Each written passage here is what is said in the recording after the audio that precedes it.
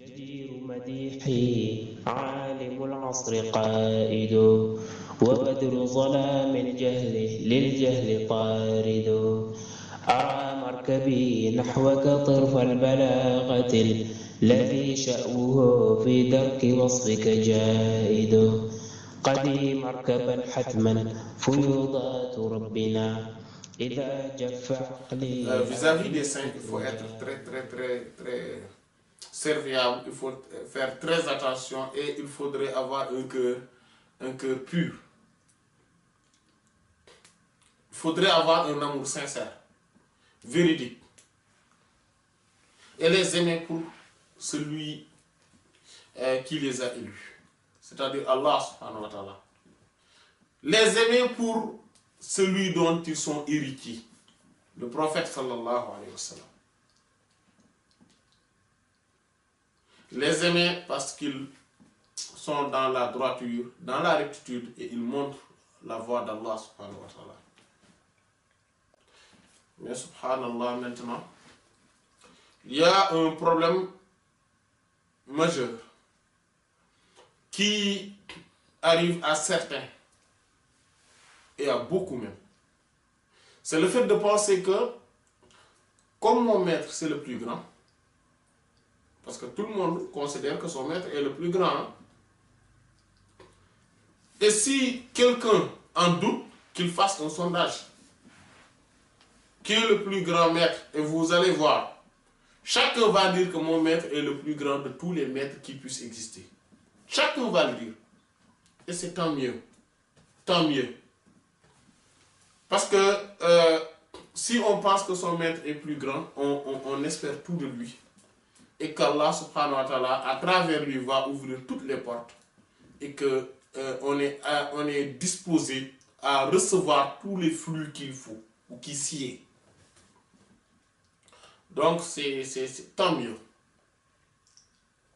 Et que le maître donc est la porte de la hadara. Si donc on se concentre sur lui, alhamdulillah, on a toutes les portes.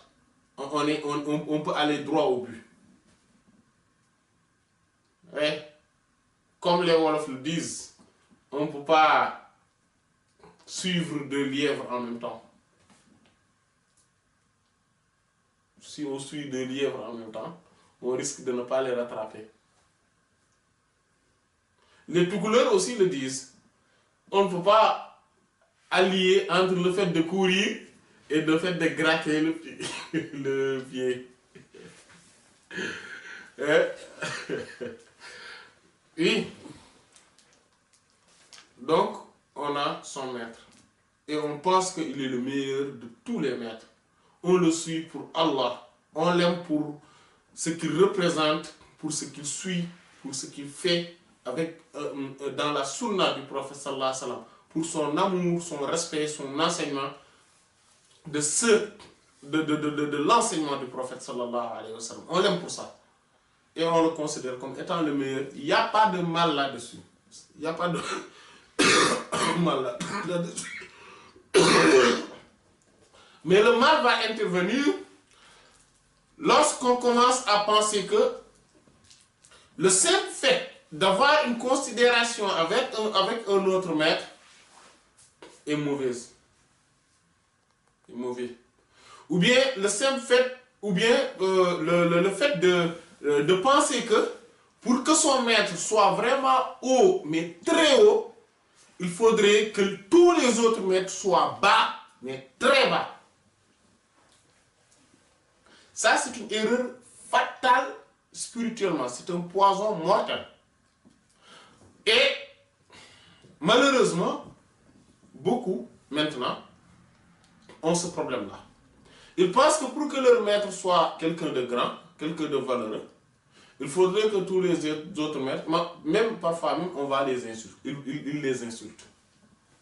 Alors que les choses ne se passent pas comme ça. On peut bien avoir un maître, le meilleur des maîtres, qu'il soit même le pôle du temps.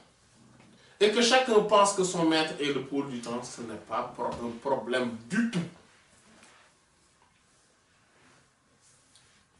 Car le pôle du temps,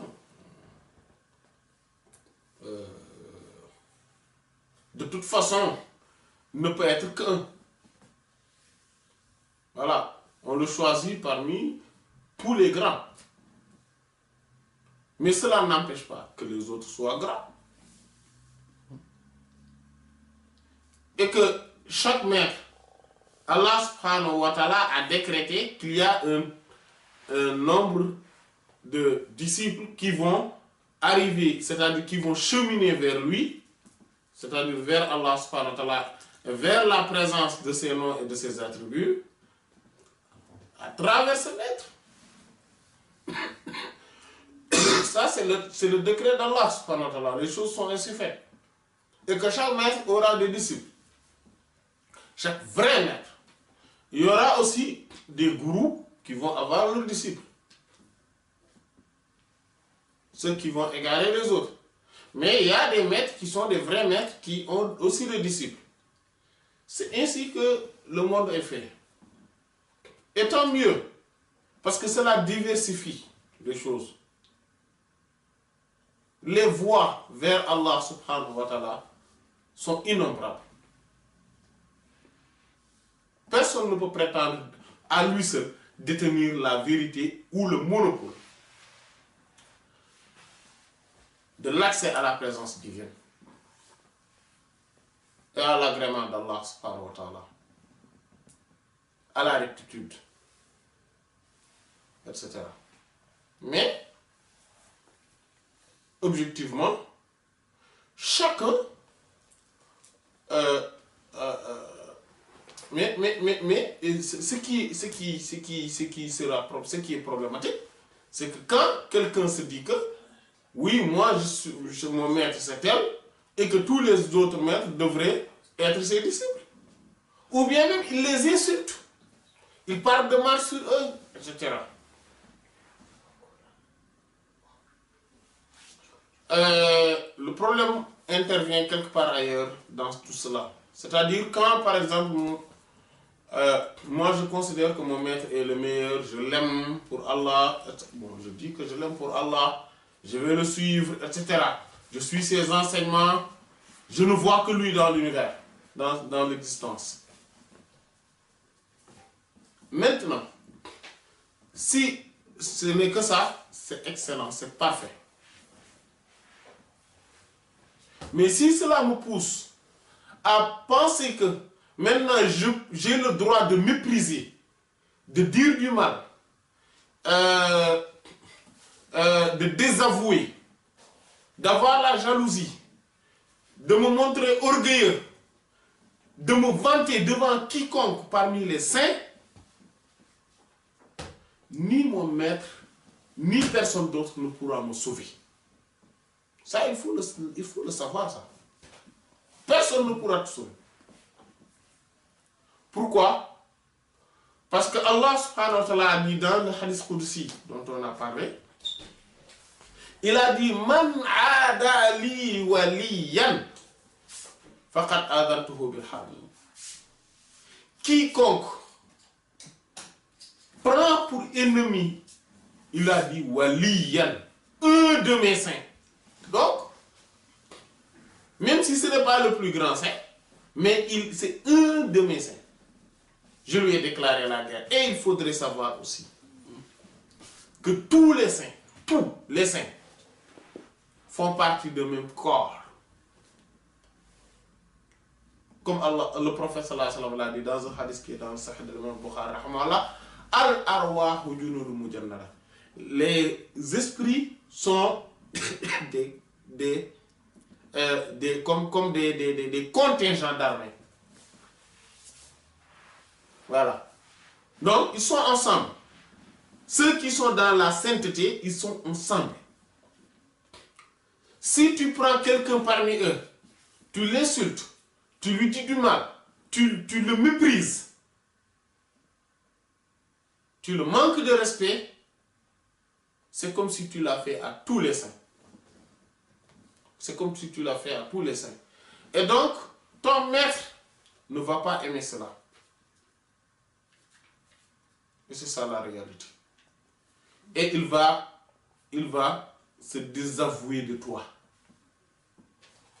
Car Allah a dit, quiconque prend pour ennemi et a une quelconque animosité envers un de mes saints, je lui déclare la guerre. Vraiment, est-ce qu'un éveillé va penser que c'est parce que son maître est là, que si Allah lui déclare la guerre, rien ne va lui arriver? Au contraire, si Allah lui déclare la guerre, son maître va se désavouer de lui. Mais totalement.